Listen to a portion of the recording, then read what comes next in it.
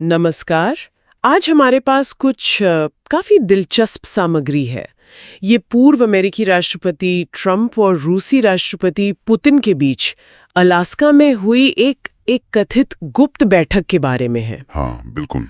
तो चलिए जरा इन दस्तावेजों को खंगालते हैं और समझने की कोशिश करते हैं कि इस मुलाकात, इसके जो हालात थे और इसके मतलब के बारे में क्या क्या पता चलता है। बिल्कुल, ये एक ऐसी घटना है जिसने अपनी, आप कह सकते हैं, गोपनीयता और टाइमिंग की वजह से दुनिया भर में काफी उत्सुकता जगाई है। हाँ। और जो जानकारी हमारे पास है वो कई अलग-अलग एंगल से इस पर रोशनी डालती है। हाँ, तो सबसे पहले तो यही बात कि बैठक हुई कहाँ, अलास्का, ये अपने आप में ध्यान खींचता है। सही बात है। हमारे स्रोतों में ये जिक्र है कि ये जगह ऐतिहासिक तौर पर महत्वपूर्ण है ना?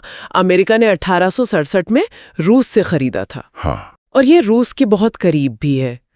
तो क्या लगता है, क्या ये जगह का चुनाव सिर्फ गोपनीयता के लिए था या फिर कोई गहरा भू राजनीतिक संदेश भी था इसमें, जैसा कुछ विश्लेषण कह रहे हैं? देखिए, अलास्का का चुनाव महज एक संयोग तो नहीं लगता, जैसा कि सूत्र बताते हैं।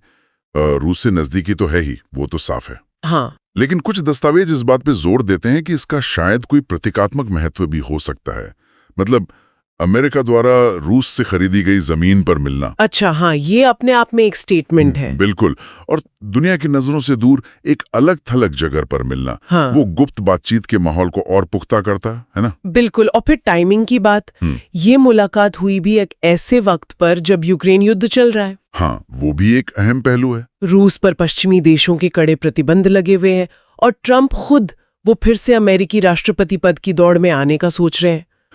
ये समय बहुत कुछ कहता है। धी बातचीत, अनौपचारिक। बिल्कुल, सीधी अनौपचारिक बातचीत ऐसे माहौल में जब औपचारिक रिश्ते मतलब बिल्कुल निचले स्तर पर हों, तनावपूर्ण हों। हाँ। तो इस तरह की सीधी मुलाकात शायद ये बताती है कि जो स्थापित चैनल हैं वो या तो काम नहीं कर रहे हैं, या शायद दोनों नेता उनसे आगे बढ़कर बात करना चाहते थे। हाँ, ये भी हो सकता है, उनसे आगे बढ़कर सीधे मुद्दे पर। तो फिर इस बैठक में हुआ क्या असल में? आधिकारिक तौर पर तो बस सार्थक कह दिया गया। हाँ, आधिकारिक तौर पर यही कहा गया, सार्थक बातचीत हुई, लेकिन कोई ठोस सार्वजनिक समझौता वो सामने नहीं आया। जानकारी यही है कि यूक्रेन युद्ध, परमाणु हथियार, नाटो, इन सब गंभीर मुद्दों पर बात हुई। सही है, लेकिन जो अंदरूनी सूत्रों के हवाले से बातें निकली हैं वो थोड़ी ज्यादा पेचीदा तस्वीर दिखाती हैं। अच्छा, क्या कहा गया? कहा गया है कि यूक्रेन के क्षेत्रों को लेकर असहमति थी। मतलब कुछ रिपोर्ट्स कहती हैं कि पुतिन क्षेत्रीय नियंत्रण चाहते थे, जबकि ट्रंप ने कथित तौर पर कहा कि कोई क्षेत्रीय रियायत नहीं दी जाएगी। कोई क्षेत्रीय रियायत नहीं।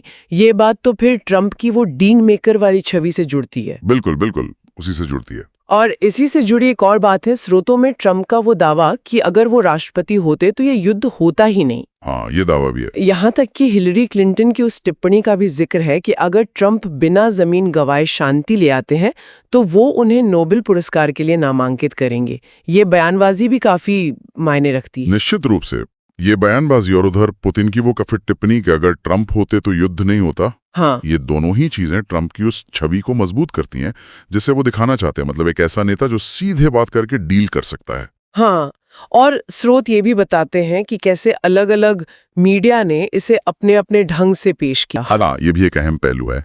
आप देखिए, एक तरफ फॉक्स न्यूज और आरटी जैसे आउटलेट्स हैं, उन्होंने शायद इसे शांति की दिशा में एक कदम की तरह देखा होगा। हाँ, कुछ वैसा ही।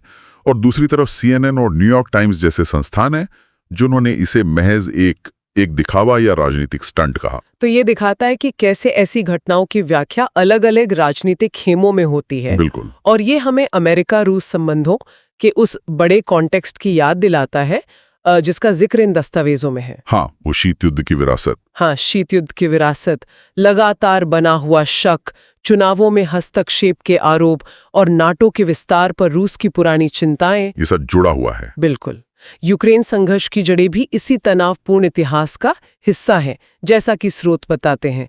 तो ये बैठक उसी बड़ी कहानी का एक अध्याय लगती है। इन दस्तावेजों में कुछ अटकलों और सिद्धांतों का भी जिक्र है, जैसे क्या आर्कटिक के संसाधनों से कोई लेना देना था इसका? हाँ, अटकलें हैं। या ये चुनावी समर्थन जुटाने की कोशिश थी, या फिर पुतिन के अपने कोई घरेलू राजनीतिक मकसद थे? देखिए, ये जानना जरूरी है कि सामग्री इन्हें अटकलों के तौर पर ही बता रही है। हाँ, ये स्थापित तथ्य नहीं है। नहीं, बिल्कुल नहीं। ये बस उस अनिश्चितता को दिखाते हैं जो ऐसी गुप्त बैठकों के इर्द गिर्द हमेशा बनी रहती है।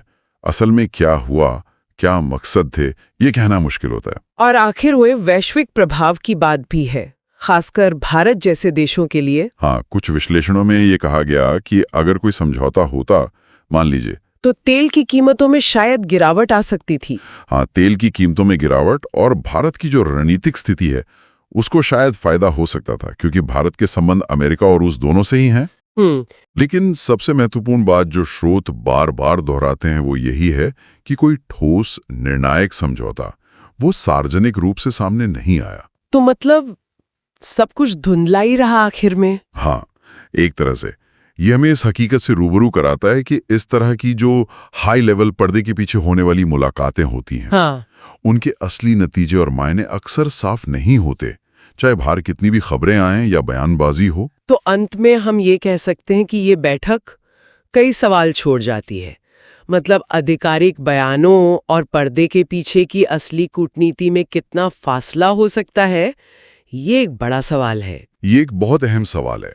ये स्रोत हमें याद दिलाते हैं कि अंतर्राष्ट्रीय संबंधों में जो सतह पर दिखता है वो अक्सर पूरी कहानी नहीं होती। सही बात है। और ये हमें ये सोचने पर भी मजबूर करता है कि भविष्य में इस तरह की जो अनौपचारिक सीधी बातचीत है उसकी वैश्विक व्यवस्था में क्या भूमिका हो सकती है। क्या ये तनाव कम करने का एक जरिया बन सकती हैं या फिर ये और ज्यादा अनिश्चितता पैदा करेंगी। ये सोचने वाली बात है।